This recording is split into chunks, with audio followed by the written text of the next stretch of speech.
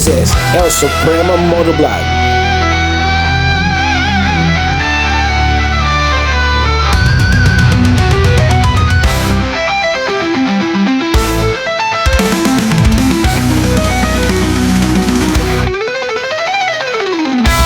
What's up mga kapremo? This is El Supremo again at nandito kami sa aming year-end moto camping together with my team Ride, Camp, and Explore 360 pala. At ito, naghanap kami ng isang spot dito malapit lang para medyo hindi naman masyadong malayo yung rides namin kasi we want to spend time together bago magpagong taon. Kaya eto na! Kailangan talaga natin magkaroon ng isang payapang paglalakbay kasama yung mga totoong tropa, yung totoong kaibigan na hindi nangiiwan. Kaya eto, nagkaroon kami ng year-end moto camping, last moto camp ng 2024 kasama sina Yudi Paps, Tita Moto, Motorheads, and of course Biyahirong Lespo. Yung isa pa, si Eye in the Sky. Of course, hindi mapapaiwan yan. At ako naman, sumama na rin kahit na hindi maganda yung pakiramdam dahil kailangan ko rin magkaroon ng payapang isipan. Okay.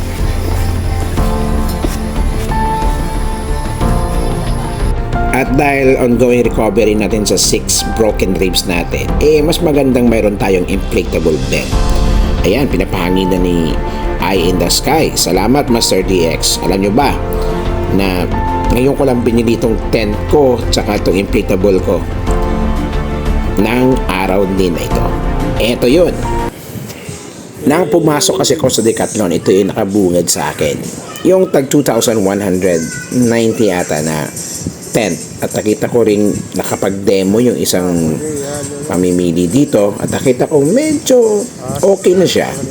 Kahit hindi siya 2 seconds na tent, talagang maayos naman at talagang parang matibay. Tsaka, Decathlon yan. Alam mo na yan. Quality yan.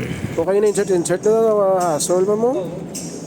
Sa mo, basta mo, block is out.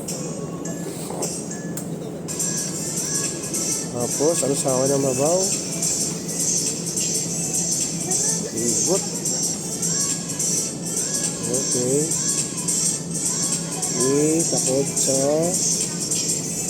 Okay. Pahipit lang.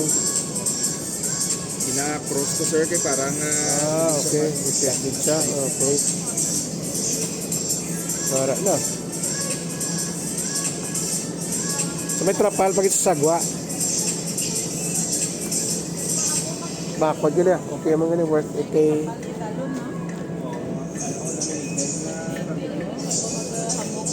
sorry pa. So far okay yang nga feedback sa mga nagbalakal diri. Maski bunukan ulan. Ang pagkandim na ni ma'am hindi man mo. Kapiniran 2 weeks ago. Amo malangkit man na. Kung sinasadya sa galing sila. For example, panahon mo yung kanalan ko rin ng Kadala ng kilid.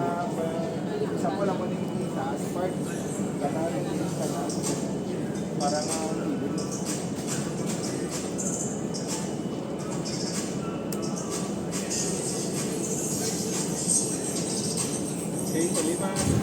At nang makumbinsi ako ay talagang hindi ko na pinakawalan at kinuha ko na para naman sturdy naman yung matulugan natin during the year-end moto camp natin.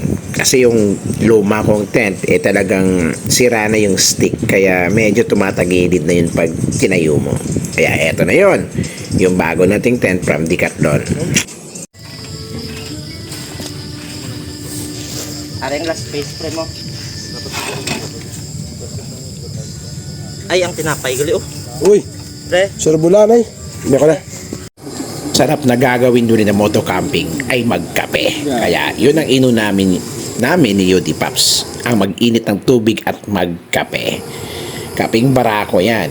Ayan, kompleto yung RCE ng mga gamit naghihiraman, minsan nagbibigayan, pero ito yung totoong nangyayari sa motocamping. Yung parang nagbabahay-bahayan lang kayo, pero masaya dahil napipil mo talaga yung payapa at saka katahimikan ng gabi. Pag-on, sabay ko electric fan. Kaya. Iya, ito pa ligid. Of course, mayroon din kaming sinaing.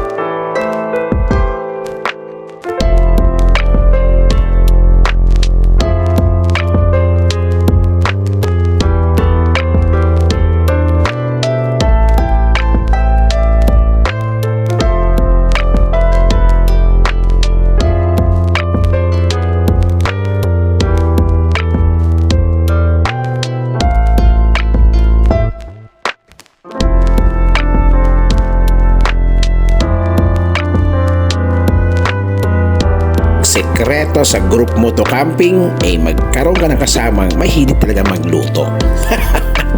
At yan ay walang iba kundi si Chef Cook Yudi Pops.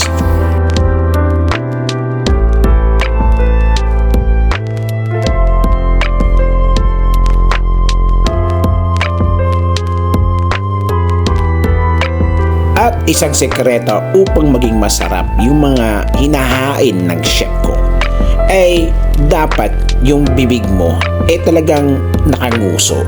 Yan.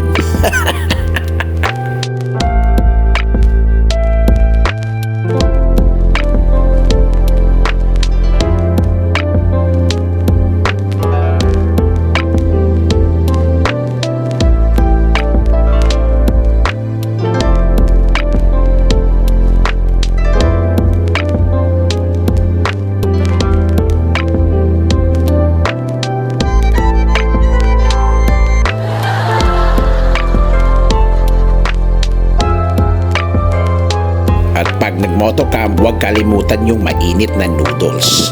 Korean yan. Sarap. At para makumpleto yung motocamping ay kailangan mayroong bonfire. Kaya ayan, may sarili kaming portable bonfire pit. Kita mo? Malakas yan.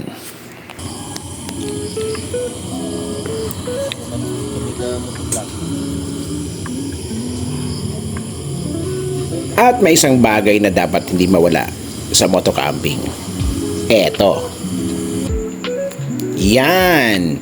Yan yung kumot kung wala kang dalang kumot.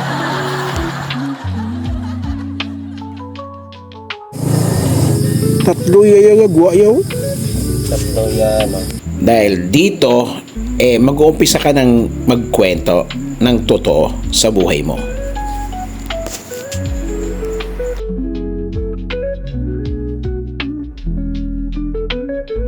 At nag-umpisa na maging masaya yung motocamp dahil nagkaroon na ng konting inuman, kwentuhan sa mga buhay-buhay, mga pangarap, at doon na nag-umpisa ang maraming kwento na hanggang magmadaling araw. Kaya inabot kami ng 2:00 dito. At siyempre, pagkatapos doon, patutulog tayo. Oh, good in the hood.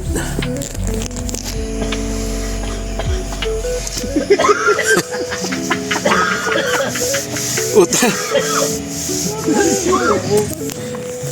Grabe ka Maroko eh. Wala buwas ba?